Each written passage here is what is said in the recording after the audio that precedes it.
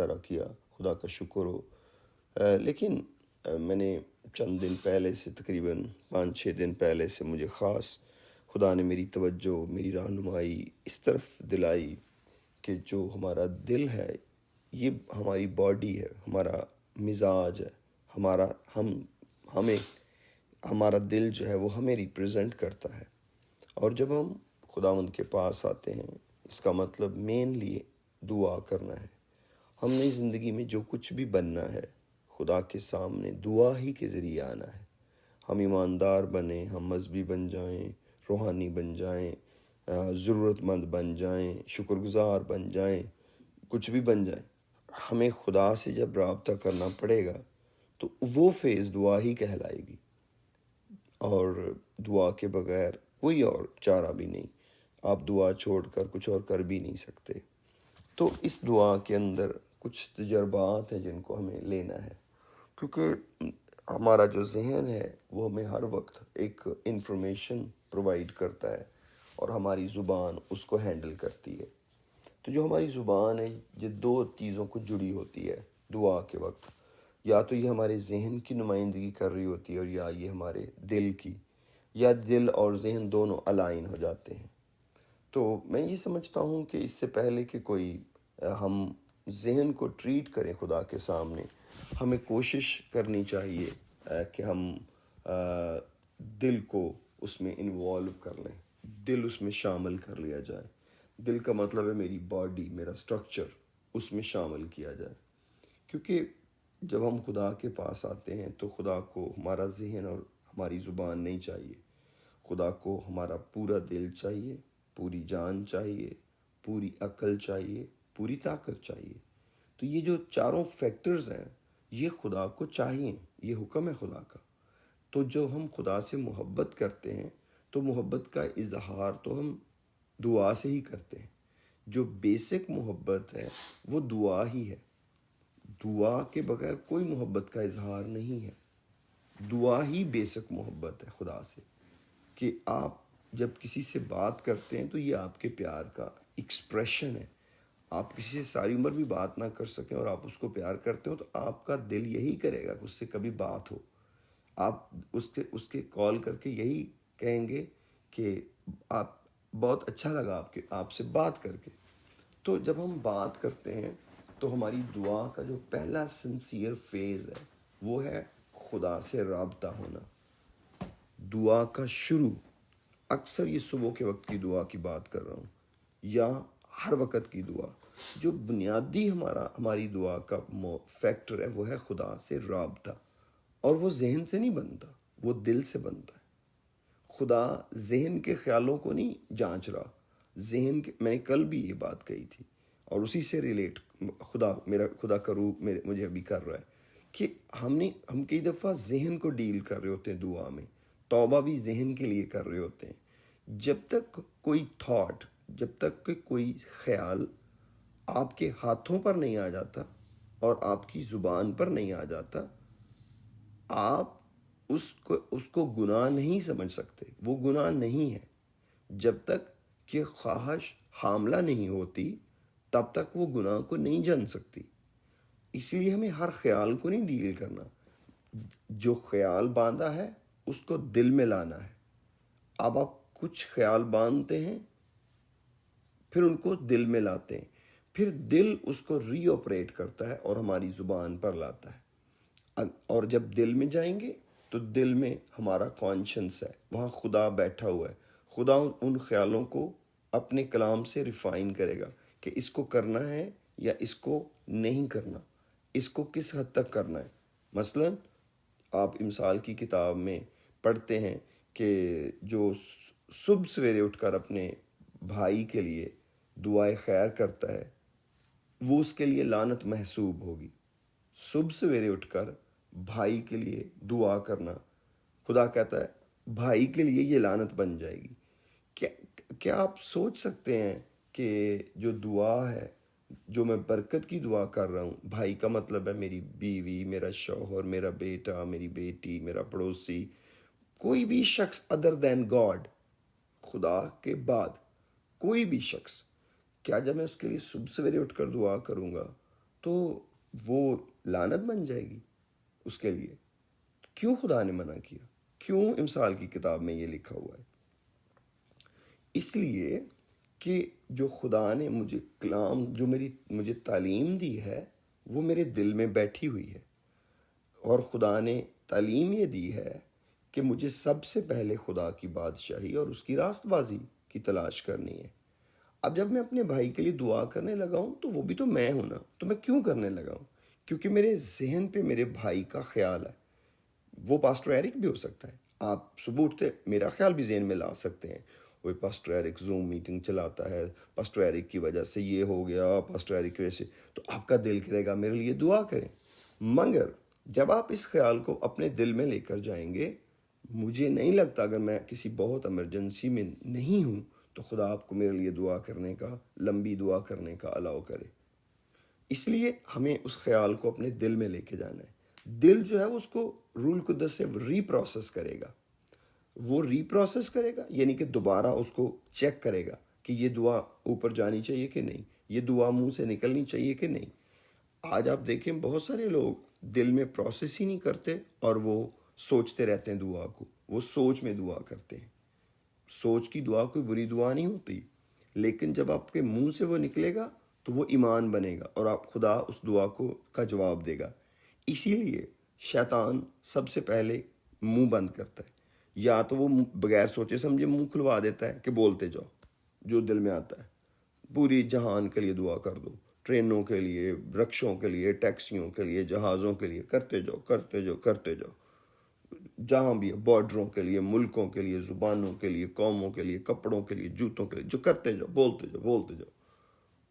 शैतान को से कोई फ़र्क नहीं पड़ता, करते जाओ। उसको पता है कि ये जो दुआ बोल रहा है ये दिल प्रोसेस नहीं कर रहा, ये इस थॉट को दिल में लेके नहीं जा रहा, क्योंकि जैसे ही दिल में लेके जाएगा बॉडी पूरी वर्क करेगी, आपका पूरा जिस्म काम कर रहा होगा, आप घुटनों के बल हो जाएंगे, आप दीवार के साथ खड़े हो जाएंगे, अपने बाजू ऊपर करेंगे।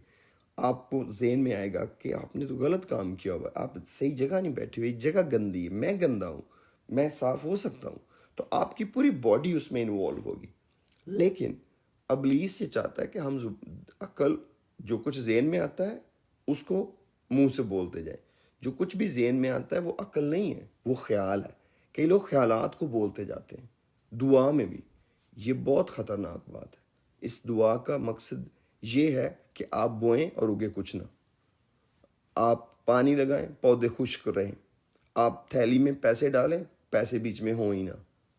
कलाम में क्लियर हिज्जी को खुदा ने कहा है कि मजदूर अपनी मजदूरी सुराखदार थैली में रखता है, तो ख़त्म हो जाती है।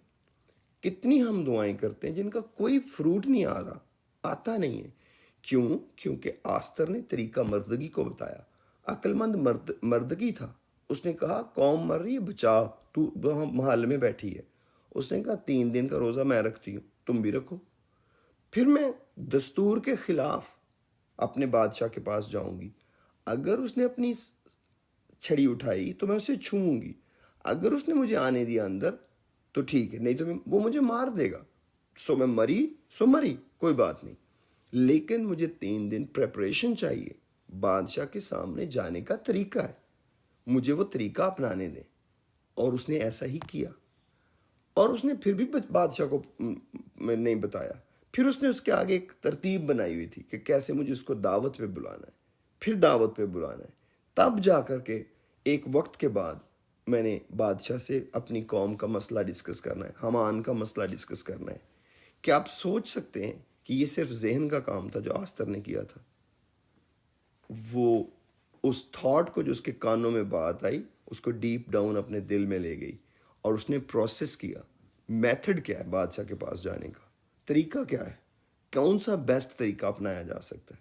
तो जो हमारी दुआ है वो सबसे पहले जो दिन के आगाज़ की है वो प्रोसेस्ड होनी चाहिए। कलाम कहता है तुम्हारी हर बात ऐसी हो गोया खुदा का कलाम। खुदा तो कहता है हर बात को सोच समझ के करो, क्योंकि आपकी बातें पुरफजल और नमकीन होनी चाहिए। तो अगर मेरी बॉडी मेरी दुआ में इन्वॉल्व नहीं है तो इसका मतलब है मैंने खुदा से राबता नहीं बनाया। तो आप जब तक राबता नहीं बनाएंगे तो इसका मतलब पता क्या है कि आप खिलौना फ़ोन अपने बच्चे को दें और वो फ़ोन पे बातें करता रहे। डैडी आप मेरे लिए आइसक्रीम लेते आना, डैडी मेरे टॉय के सेल ख़त्म हो गए हैं वो लेते आना। डैडी घर आ गए, मेरी आइसक्रीम कहाँ है? कौन सी आइसक्रीम? मैंने आपको बोला था। अच्छा, कहाँ बोला था? माँ ने मुझे फ़ोन दिया था, मेरे हाथ में फ़ोन था। मेरे टॉय के सेल का है। कौन से सेल? मैंने आपको बोला था। कहाँ बोला था? मैंने आपको फ़ोन पे बोला था। बेटा मेरी आपसे कभी बात नहीं हुई, आज तो सारा दिन मैं बिजी रहा हूँ, आपने मुझे फ़ोन ही नहीं किया। डैडी मैंने आप अम्मी से पूछे, मैं आपसे बातें कर रहा था।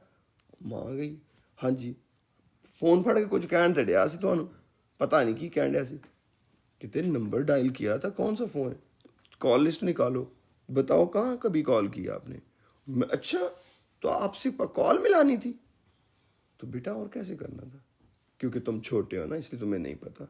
तो जब भी फ़ोन पकड़ते हैं पहले नंबर मिलाते हैं, फिर बेल जाती है, फिर आगे से कोई उठाता है, और जो आगे से उठाता है उसके वो कोई और भी आवाज़ हो सकती है। वो पाकिस्तान में ख़ास आवाज़ आती थी जब सैमुअल छोटा था, तो ये हमें सुनाया करता था कि आगे से वो लेडी क्या कहती है। तो that was a funny time in our family. तो लेकिन अगर आप खुद सोचें कि जब आप कान को फ़ोन लगा के बातें कर रहे हैं तो सामने वाला तो यही सुन रहा है ना कि आप खुदा आज से बातें कर रहे हैं, लेकिन क्या खुदा का नंबर डायल हुआ है? क्या खुदा का रिस्पांस मिला है? क्या खुदा से बात शुरू हुई है? अगर ये नहीं हुई तो कैसे दुआ का जवाब खुदा देगा? कैसे होगा जब जब राबता ही नहीं है? तो सबसे पहली दुआ तो खुदा से राबता बनाना है। आपको कितना भी टाइम लगे, आहिस्ता आहिस्ता दुआ किया करें। Hallelujah, thank you Jesus, thank you Jesus. खुदा तेरा शुक्र, खुदा तेरा शुक्र, खुदा तेरा शुक्र। प्रेज द लॉर्ड, खुदा तेरा शुक्र हो। Hallelujah, thank you father, thank you Jesus. और अबाका शिलेमान तरा, ओ खुदा तेरा शुक्र हो। अगर आपके पास गैर ज़ुबानें हैं, बीच में गैर ज़ुबानें आहिस्ता आहिस्ता बोलें और फील करें कि आपका दिल इस दुआ में शामिल हो रहा है। आपका दिल कर रहा है उठ के मुंह धो, आपका दिल कर रहा है कि तुझे नींद आ रही है खड़ा हो, आपका दिल कर रहा है, आपका दिल इन्वॉल्व हो रहा है। क्योंकि आप कोई परफॉर्मेंस तो करने नहीं लगे दुआ की। दुआ कोई ड्रामा तो नहीं है कि आप उठ के उसका एक 5 मिनट का उसका बना दें, एक प्ले बना दें कि मैं दुआ चलो दुआ खेलते हैं। जैसे बच्चे बचपन में हम खेला करते थे, तो उसी एक टॉय को 2 दफ़ा बोल देते थे तो वो उस खेल का नाम बन जाता था। तो हम कोई जूम तो नहीं खेलने लगे, या कोई दुआ तो नहीं खेलने लगे कि इसमें हम एक गेम खेलने लगे हैं। गेम का मतलब है जिसमें हम सिर्फ इजी होंगे और उसमें लंबी चौड़ी सोचने की बात नहीं है। क्योंकि जब बच्चे खेलते हैं तो वो काम छोड़ कर खेलते हैं, तो वो कहते हैं मुझे थोड़ी देर खेलने दें। जैसे हमारे बच्चे या हर बच्चा जब वो पढ़ता है तो वो एक माँ को कहता है कि माँ अब मुझे थोड़ी देर खेलने भी दो, तो माँ कहती जा खेल, तो वो खेलने चला जाता है। इसका ये मतलब है कि अब उसकी बॉडी सिर्फ ईज करेगी, वो कोई प्रोडक्टिव काम तो नहीं करेगा, कोई टेक्निक तो नहीं करेगा, वो सिर्फ खेलेगा। उस खेल में वो लड़ाई भी करेगा, छोटों से बड़ों से, पड़ोसियों से लड़ भी पड़ेगा, टॉय तोड़ भी सकता है, क्योंकि वो तो उसका खेल का टाइम है, वो तो ईजी है। अब उसको आप कामों में नहीं लगा सकते। तो प्रेयर काम है, प्रेयर काम छोड़ के खेल नहीं है कि चलो अब थोड़ी देर दुआ खेलते हैं और खुदा से बातें करते हैं। No, it availeth nothing. क्योंकि हमें खुदा ने कहा है, अगर दाऊद कहता है मैं तुझे जाग उठते अपने साथ पाता हूं, तो एरिक को भी जाग उठते अपने साथ ही पाना पड़ेगा। अगर दाऊद कहता है तूने मुझे आगे पीछे से घेर रखा है, तेरा हाथ मेरे ऊपर है, तो मुझे भी यही कहना पड़ेगा। दाऊद का और मेरा एक खुदा है। स्टैंडर्ड जो दाऊद बना गया वो मैं बदल नहीं सकता। खुदा ने उन स्टैंडर्ड्स को पकड़ा और जाके ज़बूर की किताब में लिखवाया कि लिखो, जो दाऊद करेगा वही पूरा भी होगा। आप कब कैसे खुदा से दुआ कर सकते हैं? तब जाकर आपको फतह मिलनी शुरू होगी, वरना आपको हर दुआ में सारी ज़िंदगी तौबा करनी पड़ेगी एक ही गुनाह के लिए। आप उस आदत को छोड़ने के लिए भी तैयार नहीं होंगे। मैं लिटरली जानता हूँ कि लोग अपनी बुरी आदत के लिए तौबा करते हैं और ख़ुद उस आदत को नहीं छोड़ना चाहते, अगली दफ़ा फिर उस गुनाह के लिए तौबा करते हैं। एक दफ़ा तौबा की, 2 दफ़ा, खुदा में अगर मेरे मुंह से कोई बुरी बात नहीं के लिए मुझे माफ़ कर, ये नहीं कि मैंने अगर झूठ बोला है, लेकिन द अदर मोमेंट वो खुद उसी झूठ को इस्तेमाल करेंगे फ़ोन पर, काम में, काम चलाने के लिए, खुद उसमें इन्वॉल्व होंगे। तो इसका क्या मतलब है कि ओवरकम क्यों नहीं कर रहे, उस गुनाह को छोड़ क्यों नहीं रहे? खुदा ने कब कहा था कि एक ही गुनाह के लिए सारी उम्र तौबा करना?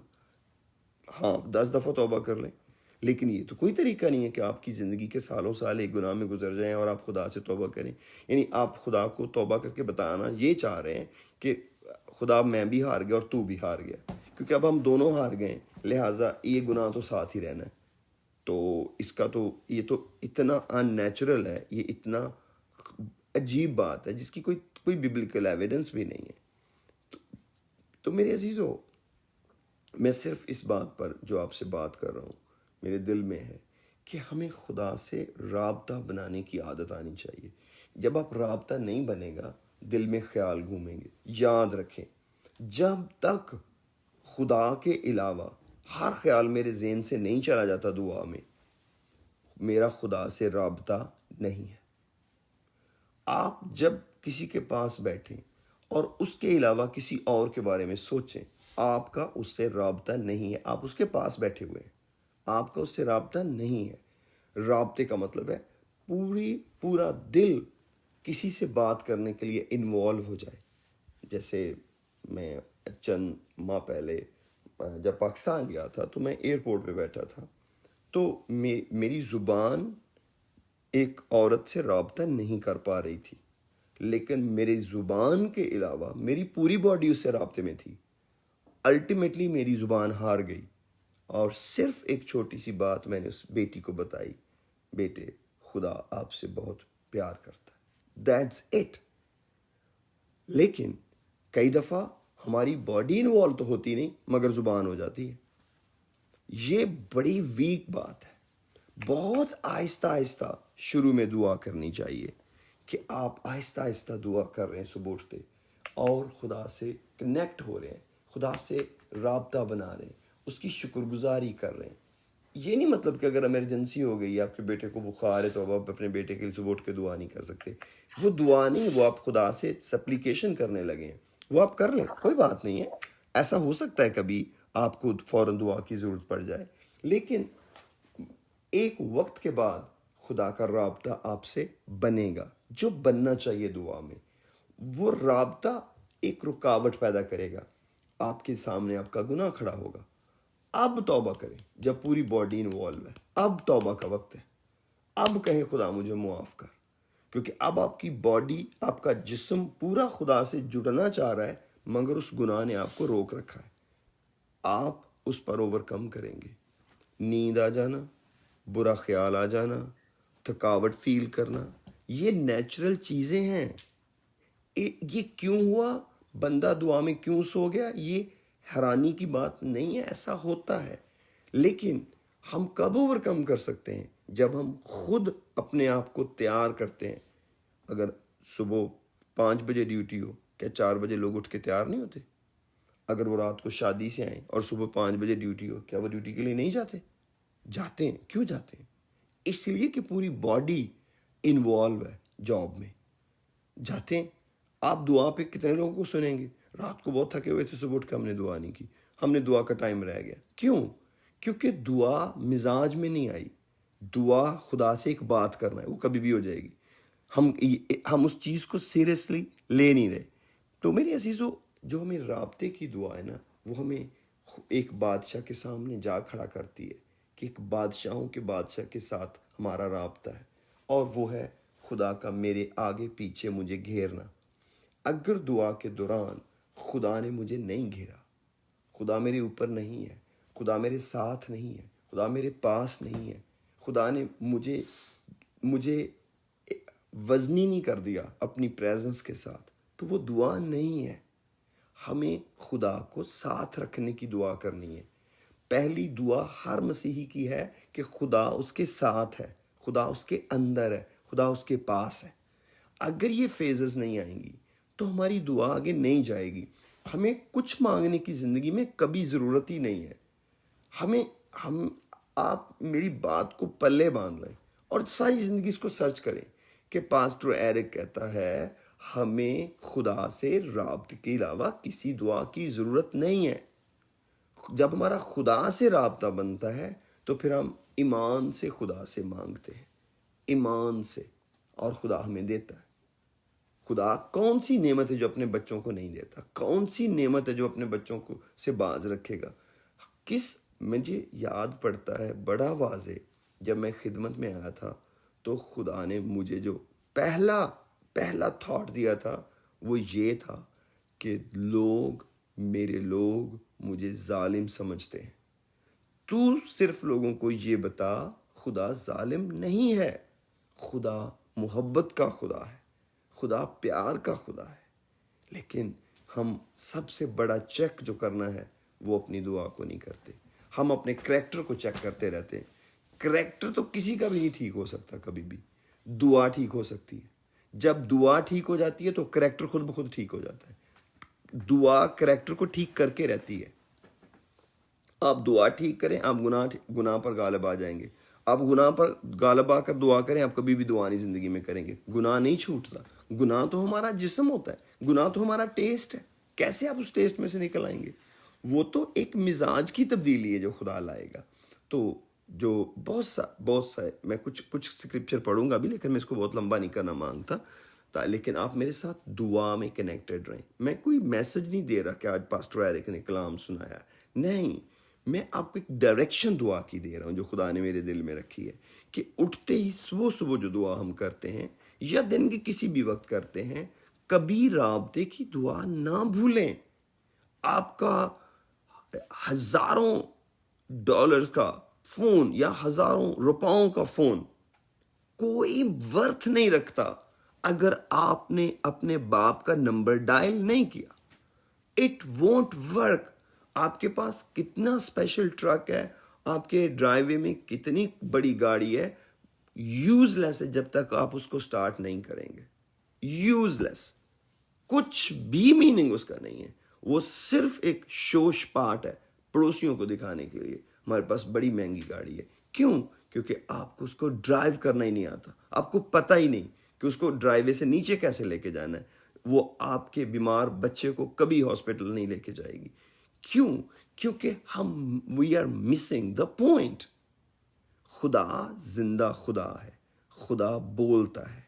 हाउ इंसल्टिंग इट इज कि आप किसी के कमरे में जाएं और उसे कहें कि आप पानी लेके आए, पानी को नहीं घर में, अब सब्जी लेकर आए। घर में आपको नहीं पता पकाने के लिए कुछ नहीं। आप जरा टोन चेक करें, आप ये बात का अंदाज चेक करें। आपका किसी से राब्ता नहीं है, आप करना क्या चाह रहे हैं? आप उससे काम करवाना चाह रहे हैं। चलें, आपने अपने बेटे के साथ ये बिहेवियर किया, वर्क्स। समटाइम मियाँ बीवी के बीच में भी तलखी होती है, लेकिन घर चलाना होता है, वर्क्स। What about God? आप आए थड़ल थड़ल थड़ल, खुदाम ये कर, खुदाम ये कर, खुदाम ये कर। Who are you? खुदाम मैं आपका बेटा हूं। रियली? आप मेरे बेटे हैं? कभी आपने आस्तर की किताब नहीं पढ़ी? क्या आपने दाऊद के ज़बूर नहीं पढ़े? आपको नहीं पता बादशाहों के बादशाह से बात कैसे करते हैं? आपको नहीं पता बादशाहों के बादशाह के पास कैसे आते हैं? आपको नहीं पता कि ये बादशाहों का बादशाह आपके दिल के ख्याल भी जानता है? क्या क्या मुझसे लेना चाह रहे हैं? हाँ खुदा, मैं लेना चाह रहा हूँ कि आज तू मेरे सफ़र में मेरी मदद कर, सलामती से मुझे लेकर आ। रियली? तो मुझे तो पहले भी पता था कि आपने नौकरी पे जाना है। क्या आपने सूरज निकलने के लिए कभी दुआ की? नहीं की ना, तो सूरज निकल रहा है। क्या आपने कभी दुआ की कि ज़मीन के नीचे पानी ना ख़त्म हो जाए? लेकिन अभी पानी है। क्या आपने कभी दरियाओं के लिए शुक्र किया मेरा? पर दरिया है। आपका क्या ख्याल है सिर्फ आप दुआ करेंगे तो मैं आपकी हिफाजत करूँगा? क्या आपका क्या ख्याल है आप स्टीयरिंग पे बैठ के मुझसे दुआ करेंगे तो मैं आपकी गाड़ी चलाने में मदद करूँगा? ये आपका ख्याल है, और ये एक अच्छा ख्याल है, और ये बहुत बढ़िया है खुदा को इज़्ज़त देना। लेकिन अगर उस दुआ में जो हम स्टीयरिंग पे बैठ के करते हैं हमारा दिल भी इन्वॉल्व ना हो तो फिर, और अगर आप गाड़ी में सीट ठीक कर रहे हो, अगर आप गाड़ी के अंदर शॉपर आगे पीछे कर रहे हो, अगर आप साथ बैठे वाले को साथ ही बता भी रहे हो कुछ और आप दुआ भी कर रहे हो, माइंड टू माउथ है, माइंड टू माउथ है। लेकिन अगर आप रुक नहीं सकते, आपको पता है सैमुअल अक्सर जो है वो वर्शिप को रोकता है। मैंने हमेशा ज़िंदगी में वर्शिपर्स को कहा है, मैं किसी के गेस्ट चला जाऊँ वो नहीं मानते, खुदा उनको जब भी बताएगा वो कर लेंगे। मैं कहता हूँ जब आप कहें ना आइए दुआ करें, स्टॉप एवरीथिंग, ठक नीचे, खत्म, कोई म्यूजिक, कुछ नहीं, नथिंग नथिंग। मैं अपनी बहन के घर में गया तो वो किचन में दुआ कर रहे थे और वो खाना डाल रही थी। मैंने इसको कहा, मैंने कहा बेटा जब आपके कानों में आवाज पड़े दुआ करें, स्टॉप एवरीथिंग, स्टॉप। क्यों? बादशाहों के बादशाह के पास जाने लगे, बुजुर्ग बाप के पास जाने लगे। अगर आप अपना इन्वायरमेंट नहीं खुदा बना सकते तो क्या आप अपना दिल खुदा बनाएंगे? Are you kidding me? आप अपना टीवी नहीं बंद कर पा रहे, आप उसका वॉल्यूम नहीं जीरो कर पा रहे, आप खुदा से बात करने लगे? रियली मेरे अजीजों, खुदा तो इंतजार करता है, कोई जालिम नहीं है। ये तो एथिक्स में आता है। हम जनरल एथिक्स कई दफा दुआ में यूज नहीं करते। हमारी सारा फोकस ये है कि हमने मांगा क्या और जो मांगा हमें मिल जाएगा, और आयत का बोलते रहते हैं खुदा तूने फरमाया मांगो तो दिया जाएगा, मांगो तो दिया जाएगा। भाई उस पूरी कॉन्टेक्स्ट को पढ़ें, जाकर देखें वो बात हो क्या रही है, पूरे कॉन्टेक्स्ट में जाएं। खुदा की मर्जी क्या है, खुदा चाहता क्या है। मैं ये नहीं कहता कि हमें प्ली नहीं करनी चाहिए, हमें सप्लीकेशन नहीं करनी चाहिए। कहाँ लिखा है मुकद्दसों के लिए दुआ करो? पढ़ें, आपको पता चलेगा कहाँ लिखा है, कहाँ से शुरू होता है, बात कहाँ से शुरू हो रही है। तो मैं आपको इजी करता हूँ कि जब आपने वो दुआ करनी है तो खुदा से राबते में जाना है, अपना पूरा जिस्म उसमें इन्वॉल्व करना है, आहिस्तगी से, बड़ी मोहब्बत से। खौफ, गुनाह का खौफ नहीं ज़हन में रखना, शुक्रगुजारी का खौफ ज़हन में रखना है, खुदा का खौफ ज़हन में रखना है। खुदा का खौफ, गुनाह का नहीं, झूठ का नहीं कि जो आपने बोला है, नहीं वो तो माफ़ कर देना है बाप ने। मुझे ज़रा मेरे बाप के पास जाने तो देना। आप जी छोड़ें, आप मुझे बस मेरे बाप के पास, कई रोकेंगे रास्ते में, ज़रूरत क्या है? आप पर्ची दिखाएं, क्यों आप आ गए हैं? आप सिर्फ गार्ड को बताएं ये ऑफिस मेरे बाप का है, पीछे हटो, ये कानून दुनिया के होंगे, मुझे मेरे बाप से पहले बात करने दो। मैं कोई प्रॉब्लम नहीं लेके आया, मेरा कोई प्रॉब्लम नहीं है। साहब जी बिजी हैं, आप पीछे हटे। साहब जी बिजी नहीं है, उनको बताएं आपका बेटा आया है। बेटे पर कोई कानून नहीं लागू होता। मैं भी जरमाया ज़बान हूँ, बस जाके आप बदर ज़बान को बताओ जरमाया ज़बान आया, दैट्स इट। कुछ काम नहीं है, आपको ऑल द वे थ्रू रास्ता मिलेगा। क्योंकि आपका क्वेश्चन क्या है? कुछ नहीं चाहिए, मुझे बाप के पास जाना है, मुझे डैडी के ऑफिस में जाना है। कभी आपको नॉक नहीं करना पड़ेगा, just go to him directly, see him, hug him first.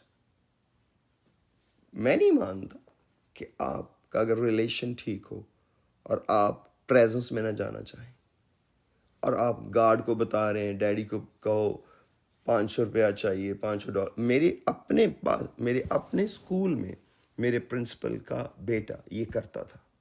वो आता था, वो गार्ड को कहता था अंदर जाओ, अब्बू को कहना 200 रुपया चाहिए। उसका तौल्लक स्कूल में आते ही ये था कि वो, हमें पता था कि प्रिंसिपल साहब का बेटा आया है, इसको पैसे चाहिए होंगे। क्योंकि ये तब ही आता है ऑफिस टाइम में जब इसको पैसे चाहिए होते हैं, और इसकी गर्ज अपने बाप को मिलना भी नहीं है। और बहुत दफ़ा वो नहीं भी मिलता था, कई दफ़ा तो डायरेक्ट चला जाता था, लेकिन कई दफ़ा वो जल्दी में होता था।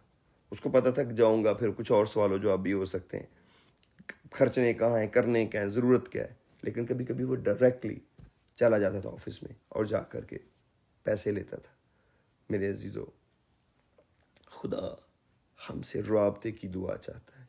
राबता बनाएं पहले, शुक्रगुजारी के साथ, मोहब्बत के साथ, पूरी बॉडी को इन्वॉल्व करके।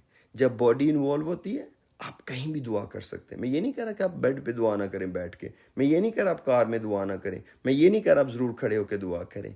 लेकिन जब आपका जिस्म इन्वॉल्व हो जाएगा ना, बॉडी इन्वॉल्व हो जाएगी, you will try the best, you will try the best. अगर आप किसी को बहुत प्यार करते हैं, you will try the best T. आपके घर पड़ी होगी ना, आप कहेंगे नहीं इसको फेंको, मैं ताज़ा बनाती हूँ। मैं ये नहीं कहता हूँ कि आप किसी को पुरानी चाय ना दें, मैं एक पॉइंट रेज कर रहा हूँ कि आपका दिल करेगा, जिसके लिए दिल इन्वॉल्व है उसके लिए आपकी पूरी बॉडी इन्वॉल्व हो जाएगी। तो आप राबते की दुआ में जाएं, राबता करें। ज़बूर 139 पढ़ें, ज़बूर 16 पढ़ें। दाऊद कहते हैं मैंने हमेशा खुदावंद को अपने सामने रखा है। तो क्या वो दाऊद ने रखना है? मैंने नहीं रखना, आपने नहीं रखना। क्या हमें दाऊद के खुदा की वर्शिप करनी है या अपने खुदा की करनी है? क्या दाऊद हमें लेकर आसमान की बादशाही में जाएगा या हमने खुद जाना है? खुद जाना है। तो कलाम कहता है सबसे पहले उसकी बादशाही की तलाश करो।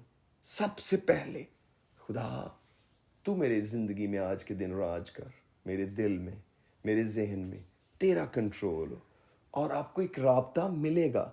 आप फील करने लगेंगे कि आपके सारे ख्याल, बट ये बात बहुत गौर से सुने, आपके सारे ख्याल छट गए हैं। अब दुनिया आपसे दूर हो रही है। जब तक दूर ना हो जाए बस शुक्रगुजारी करते रहें और इन ख्यालों को डील करें और अपनी बॉडी को इन्वॉल्व करें। क्यों? क्योंकि हम दुआ नहीं खेलने लगे, हम दुआ करने लगे हैं। और फिर आपका खुदा से राब्ता बन जाएगा। फिर आप उस दुआ में चीखें भी मारेंगे, फिर आप उस दुआ में तालियां भी बजाएंगे, फिर आप उस दुआ में घुटने भी टेकेंगे, फिर आप उस दुआ में हाथ भी उठाएंगे, फिर आप उस दुआ में ज़बूर भी गाएंगे, फिर आप उस दुआ में बाइबल भी पढ़ेंगे। खुदा खुद ही आगे आपकी तरतीब बनाता चला जाएगा और आपका समय गुजर जाएगा और आप दुआ रोकेंगे कि मुझे कुछ और भी करना है, और आपकी दुआ उस टाइम से ऊपर चली जाएगी। मेरे अजीज़ों, this is the word of God for you कि आपको और मुझे राब्ते में जाकर दुआ करनी है खुदा से हमेशा। वो राब्ता चाहे 1 सेकंड में बन जाए या 10 सेकंड में बने या 10 मिनटों में बने, हु केयर्स, हु केयर्स। मांगो तो दिया जाएगा। क्या मांगना है? Rule Quds. ढूंढो तो पाओगे, खुदा ढूंढना है। खटखटाओ तुम्हारे वास्ते खोला जाएगा। बाप का दरवाज़ा खोलना है। ऊपर लिखा है कौन सा बेटा है, आप पढ़ें मत्ती 6 बाब में, ये ज़रा पढ़ें, वहाँ लिखा है कौन सा बेटा है कि जब वो अपने बाप से रोटी मांगे तो वो उसको पत्थर दे। कौन सा बाप है जब उसका बेटा उससे अंडा मांगे तो उसे बिच्छू दे। कौन सा बाप है जब उसका बेटा उससे मछली मांगे तो उसे सांप दे। तब खुदा मैंने कहा मांगो तो दिया जाएगा। तो कैसे मांगेंगे? अब एक बच्चा अपने बाप के सामने ही नहीं खड़ा, वो अपनी जगह पे खड़ा है, वो सूरों की फलियां खा रहा है और दलदल में कह रहा है अब्बा जी रोटी दे दें, अब्बा जी रोटी दे दें। अब्बा जी कहाँ हैं? अब्बा जी अपनी छत पर खड़े आपका इंतजार कर रहे हैं। आप छत तक पहुंचे तो सही, आप होश में तो आए जरा। वहां क्लियर लिखा है, मुशर्रफ बेटे ने होश में आकर कहा मैं अपने बाप के पास जाऊंगा। वहां तो मजदूरों को भी अफराद से रोटी मिलती है। तो उठकर वहां गया। उठकर जाना दुआ है, उठकर जाना। खुदा को अपने पास बुलाना दुआ नहीं, खुद उठकर बाप के पास जाना दुआ है। हम हमेशा कहते हैं खुदावंद जहां 2 या 3 जमा में, हमने तो आयतें ही ऐसी चुनी हुई है ना, हमने नहीं चुनी, हमें बताई गई हैं। जहां भी 2 लोग दुआ करेंगे खुदा आ जाएगा। रियली नहीं, आप 2 शख्स मुत्तफिक होंगे किस बात पे? आओ इस बात को दुआ में रखें, फिर वो दोनों एग्री होंगे उस बात पे। नंबर 1 क्या एग्री होंगे कि आओ दुआ करें। पहले तो दुआ करने पे एग्री होंगे, फिर उस दुआ में मांगना क्या है उस पे एग्री होंगे, तब खुदा उनके बीच में मौजूद होगा। तो इसलिए मेरे अजीज़ों, ये खुदा के प्यार की बातें हैं और मैं ईमान रखता हूँ कि आपका जो चेस्ट है, सीना है, आपका दिल है, आपका जो फ्रंट है, वो इसमें इन्वॉल्व होना चाहिए। अपने आप को, आपका अपना, आप जब लोग कोई काम करते हैं ना तो पंजाबी में कहते थे उन्हें अपना सीना ठप के क्या है, मैनू सीना ठप के की क्या है कि मतलब उन्हें कमिटमेंट करके मैं करके विखावांगा। तो हमारे दिल को इन्वॉल्व होना है दुआ में। यहाँ पर खुदा आना है, जहन पे नहीं। जहन वाला खुदा दिल में और दिल वाला खुदा मुंह पे। याद रखें, बाइबल में क्लियर लिखा है जो खुदा का कलाम है वो तुझसे दूर नहीं बल्कि तेरे नज़दीक है, तेरे दिल में बल्कि तेरे मुंह में है। जो कुछ दिल में भरा है वो मुंह पे आता है, जो कुछ दिल में है वो बाहर आता है। तो अगर आपके दिल में शुक्रगुजारी है तो वो मुंह पे आएगी, तो वो वाकई शुक्रगुजारी होगी। आप जरा दिल से शुक्रगुजारी करने वालों का हाल तो देखें कैसे करते हैं। आप दिमाग से तालियां बजाने वालों की तालियां देख लें और आप दिल से तालियां बजाने वालों की तालियां देख लें, आपको आवाज ही फर्क आएगी। आप ताली ऐसे भी बजा सकते हैं कि देखें कि ताली बज रही है और आवाज कोई भी ना आए, और आप ऐसे भी ताली बजाएंगे लगता है पता नहीं कितने जोर से कोई ताली बजा रहा है। डिपेंड करता है कि आपका दिल उसमें शामिल है कि नहीं। तो दुआ में बाप के साथ राबता पहला काम है, और राबते में क्या, तेरी बादशाही मेरी जिंदगी में हो।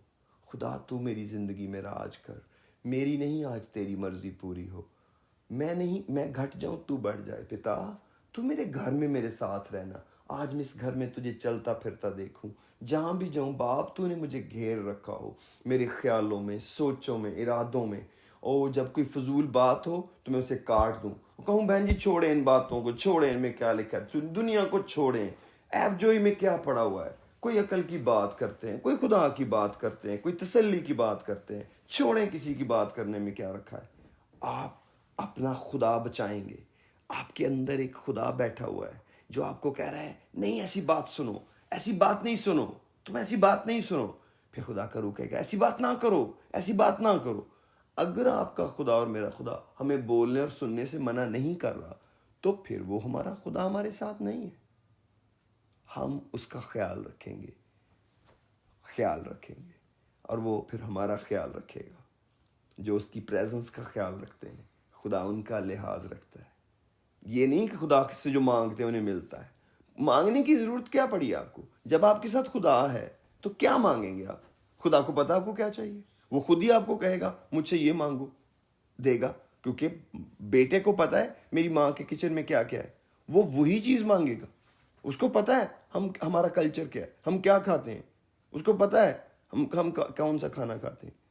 इसी तरह मेरे अजीजों, मेरे बच्चों, मुझे माफ़ कीजिए मैं कई दफ़ा आपका टाइम लेता हूँ, लेकिन मेरे अंदर एक बड़ी अर्जेंसी है, खुदा का खौफ है। मुझे पता है आप मेरे साथ एक बात के शौकीन हैं कि दुआओं का जवाब मिले। बिलीव करें मेरे पास, मैं खुदा से भी यही कहता हूँ, खुदा मुझे कोई वो दुआ नहीं करें जिसका जवाब ना मिले। मैं गारंटीड दुआ करना चाहता हूँ। इसलिए मुझे आस्तर पे बहुत प्यार आता है। आस्तर मलका नहीं जिसने किताब लिखी है पुराने नेम में, बहुत प्यार आता है मुझे। ऐसी दना औरत, ऐसी अक्लमंद बेटी, वो सिर्फ बहुत खूबसूरत ही नहीं थी, मुझे लगता है खुदा की कोई ख़ास बरकत उस बेटी पर थी। आस्तर एक लाजवाब किरदार है बाइबल का। आप ज़रूर आस्तर की किताब पढ़ा करें, बहुत प्यारी किताब है, और ज़रूर उसको पढ़ें। कोई लंबा समय नहीं लगता उसको पढ़ने में, कोई बड़ी किताब नहीं, आप ज़रूर पढ़ें। और स्पेशली वो हिस्सा पढ़ें जब उसने बादशाह के पास जाने की तैयारी की। आपको बहुत बरकत मिलेगी, आपको बहुत बरकत मिलेगी। सिर्फ आपको ये ज़रूर पता चलेगा, लेने वाले को पहले कुछ देना चाहिए, लेने वाले को कुछ देना चाहिए। क्योंकि ये जो जिससे हमने लेना है ये बाप है, ये बाप है।